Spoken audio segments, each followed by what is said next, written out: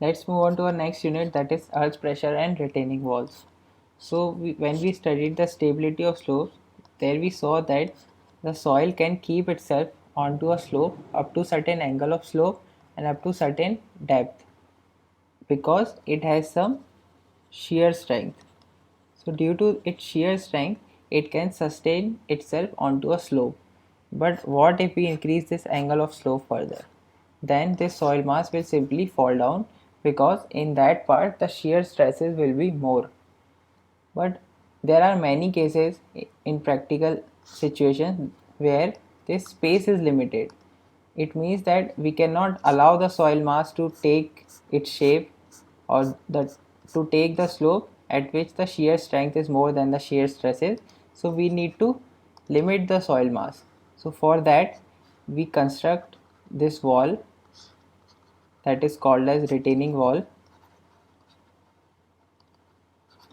and we'll fill the soil behind this wall, and this soil is called as backfill. Now we know that if this wall had not been there, then this soil mass will come down or it will try to fall down. It means that if it is not coming down, then this soil mass is applying some pressure on this wall, and that pressure is called as earth pressure. Now if we are trying to design this wall, so we are trying to design this wall so it can sustain this earth pressure. It means that we should know what is going to be the amount of earth pressure that this wall is going to face, so that we can take that into design consideration. So that's why we are trying to find out the earth pressure on the wall. But going further into that, let's see the what is the difference between soil and water. So we know that when we studied the vertical stresses, so if this is the depth z and water table is here, so the vertical stress on the soil will be equal to gamma dash into z, that is submerged unit weight into depth, and vertical stress due to water will be equal to Q is equal to gamma w into z, that is simply unit weight of water times the depth of water. Now we know that if this water is stationary, then the pressure distribution in water is hydrostatic. It means that be it vertical direction, horizontal direction or some angular direction, the at any level the pressure due to water is going to remain as gamma w into z. It means that the horizontal pressure due to water, that is sigma x if we denote it with, then that is also equal to gamma w into z. Whereas if it is a soil, then this horizontal stress is a function of vertical stress. It is not simply equal to vertical stress. So it can be written as something k, coefficient k into gamma z. Say that is submerged unit weight. So k gamma dash into z. So here k is the coefficient of earth pressure. So in this case, k, if we write it as k into gamma w into z, so here k is equal to 1. So it means that in case of water, the stresses in all the directions are same, whereas in case of soil, the stresses are not same. So why is it same in case of water and not in case of soil? So the reason again is shear strength. We know that this soil has some shear strength, whereas this water does not have any shear strength. So because of that, in any direction in water, the stresses are remaining same, whereas in case of soil, when we talk about the horizontal stresses, so in that case the shear strength or the shear resistance come into picture, and because of that this horizontal pressure is just a function of vertical pressure. It is not equal to vertical pressure. Now it can be less than the vertical pressure, it can be more than the vertical pressure, depending upon in which direction shear resistance is working. So that we'll understand in some time. So for now we can understand that because of shear strength in soil, the horizontal pressure is a function of vertical pressure, whereas in case of water it is equal to vertical pressure because the water does not have any shear strength. Now we want to understand the, so as I said here that this horizontal pressure, it can be more than vertical pressure, it can be less than vertical pressure. So it is, this thing is there because wall movement takes place. Now we need to understand the effect of wall movement on earth pressure. So when it is going to increase or when it is going to decrease, that we need to understand. So there can be three cases. Let's say this is the wall and this is the backfill, that is soil. So let's we consider it hinged at this point. So after the construction and after filling this backfill, first case can be the wall does not move at all. Second case can be the wall moves away from soil, and third case can be the wall moves towards the soil. So we'll see when does it happen. So there are three cases. So this wall can be stationary in its position, it can rotate like this, that is moving away, or it can rotate in this direction, that is moving towards. So there are three cases and there will be three earth pressure coefficients. So let's first understand when the wall does not move at all. So in this case what is happening, we have constructed the wall and this wall and this foundation system, it is rigid. So because of that, this wall after filling this earth or after filling the soil, it does not move in any direction. So if it does not move, that means the lateral strains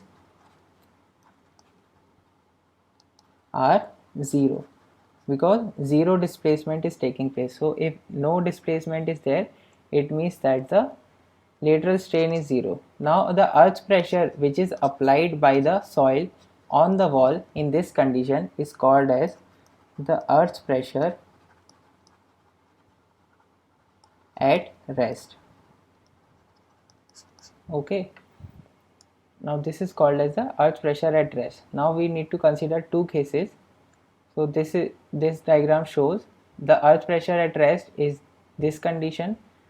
So this vertical axis shows the earth pressure, that is sigma x, and it as a function of wall movement. So when wall moves away, the pressure decreases, or when the wall moves toward the soil, the pressure increases. So that we'll understand in a minute. So first case we saw that when the wall does not move, then the lateral strains are zero and the pressure in that condition which is applied by the soil on the wall is called as earth pressure at rest.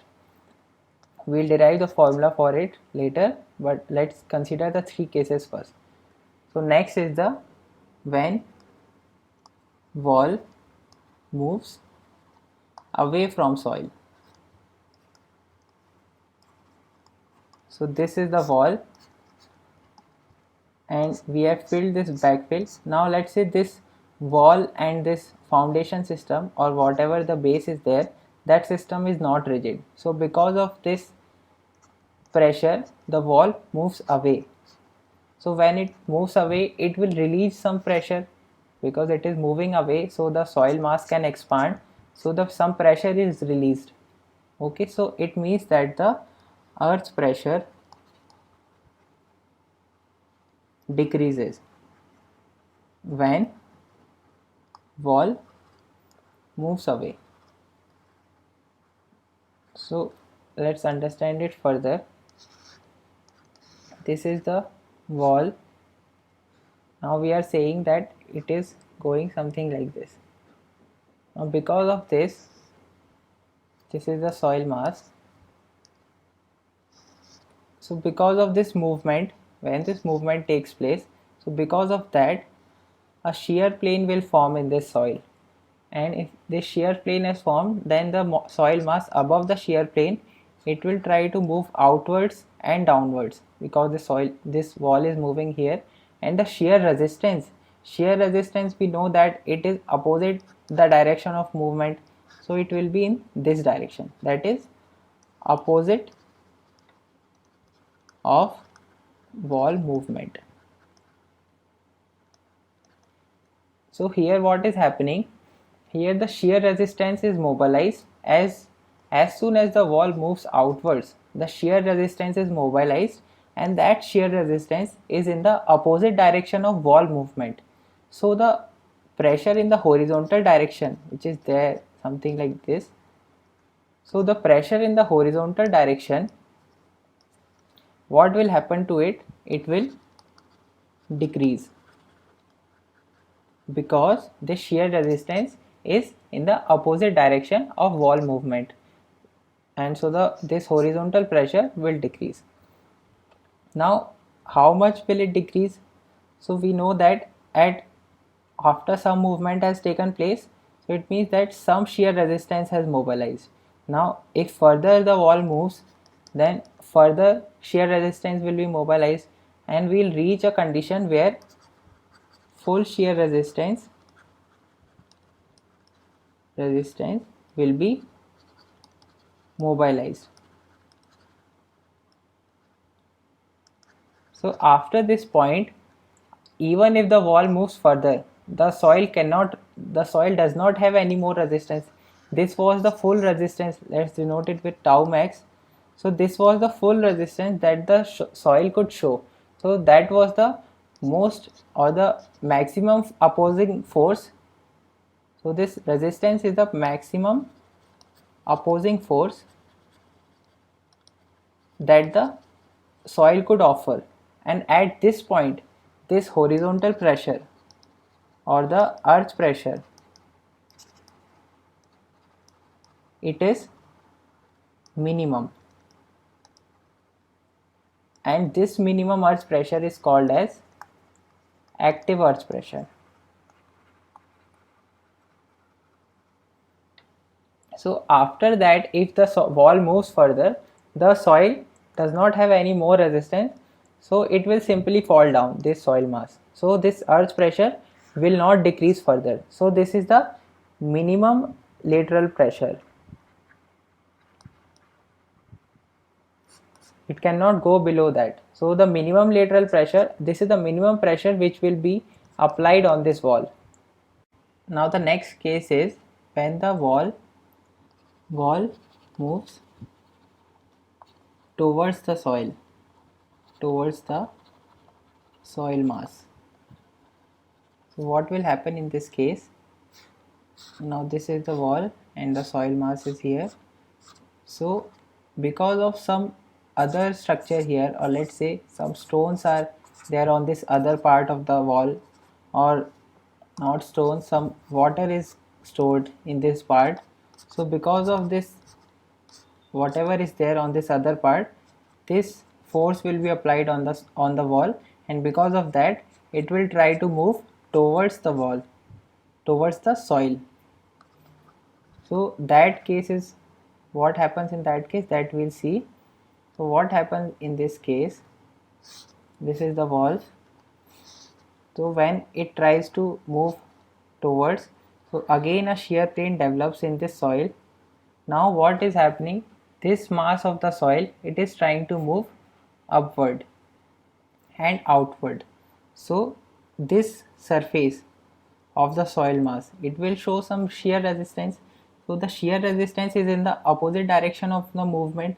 So the shear resistance now is in this direction.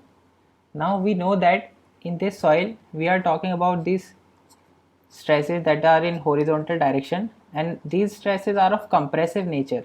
Now what is happening, the shear resistance, this shear resistance and these stresses, they are in same direction. It means that if this shear resistance increases, then these horizontal stresses or horizontal pressure, that also increases. Whereas if we compare it with the last time, in case of active earth pressure, so the horizontal stresses were of compressive nature, but the shear resistance was in this direction, or we can say in this opposite direction. It means that when this tau was increasing, the sigma x was decreasing. Whereas in this case, when the tau is increasing, it means when the shear resistance is increasing, then the horizontal pressure is also increasing. Now what will happen? This shear resistance will keep on increasing up to it reaches its maximum resistance, or the maximum shear resistance what the soil can provide, and at that point this horizontal pressure will be maximum. And after that even if the wall moves further, there is no more shear resistance to be provided by the soil. It means that this sigma x will not increase further. Now this in the limiting condition, when this tau has just reached its maximum value, and at that condition what is the value of this sigma x? That is called as passive earth pressure. So here we can see that when the shear resistance is increasing, then this sigma x was also increasing, and in this case when the shear resistance was increasing, this sigma x was decreasing. So this is the thing that we can see from this diagram. When we are talking about active earth pressure, so if we compare it with the earth pressure at rest, so it decreases. Whereas if we talk about the passive earth pressure and compare it with the earth pressure at rest, so it increases. So these are the three cases, and we will see how to derive the formula for that. So let's start with earth pressure at rest.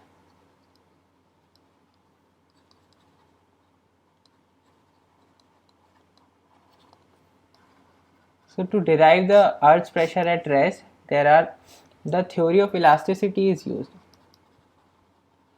The theory of elasticity. So we can use this theory because there is zero displacement.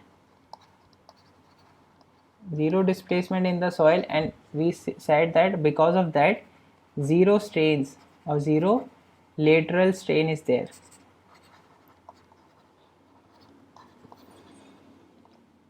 Now if we consider this is the wall and this is the soil mass behind this, so if we consider an element in the soil that is at depth z below, so the vertical stress is sigma z and horizontal stress from this direction is sigma x, this is sigma z, and if we make a 3D diagram, so this on this face it is sigma x, so in this phase we can say it is sigma y. So there are three stresses, and we know that if the sigma x sigma y are at same level, so sigma x is equal to sigma y. Now we can write the strain, but before that some more assumptions which are there in this. So assumptions are that soil is homogeneous, isotropic, and semi-infinite. Semi-infinite means that this depth is limited, whereas the other two values are infinite. And elastic modulus, so we are talking about the elastic theory, so for that elastic modulus and Poisson's ratio, they are taken as, elastic modulus is denoted with E and Poisson's ratio mu is constant for whole soil mass.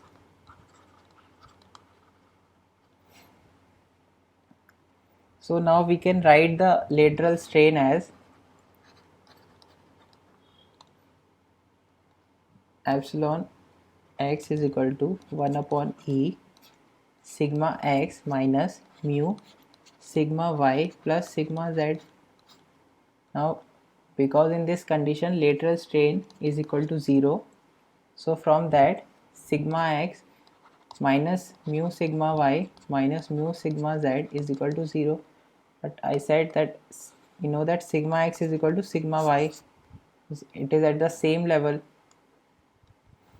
So from that, sigma x is equal to sigma y. So sigma x into 1 minus mu is equal to mu into sigma z. And from here, sigma x is equal to mu upon 1 minus mu sigma z.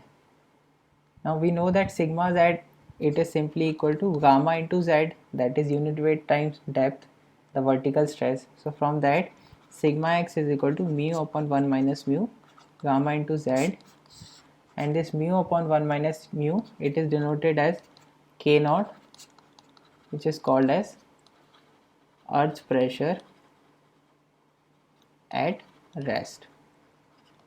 So from here, sigma x is equal to k naught gamma z, and this sigma z be denoted with P, that is for pressure. So P naught is pressure at rest.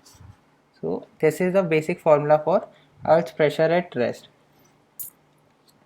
So this is what we derived, but we considered the assumption was the soil is elastic. But practically if we see, the soil mass is not elastic. So this value of k naught, it is not very reliable. So for that, you can remember this. This will be mostly if nothing is given, and if only Poisson's ratio is given, so then obviously this formula is used. But you can remember some other empirical formulae which were found out using by studying the soil in different conditions. So for this, one more formula is k naught is equal to 1 minus sine phi dash, where phi dash is the effective angle, internal angle of friction. And if it is a normally consolidated clay or normally consolidated soil, so for that k naught is equal to 0.19 plus 0.233 log IP, where IP is the plasticity index, and for over consolidated clay, k naught is equal to k naught for normally consolidated soil times under root OCR, that is over consolidation ratio. So this formula you can remember for the relation between k naught of normally consolidated and k naught for over consolidated. This one is, I don't think you need to remember this. This one is easy, so you can remember this one. So next time we'll see the Rankine earth pressure theory for active pressure and passive pressure.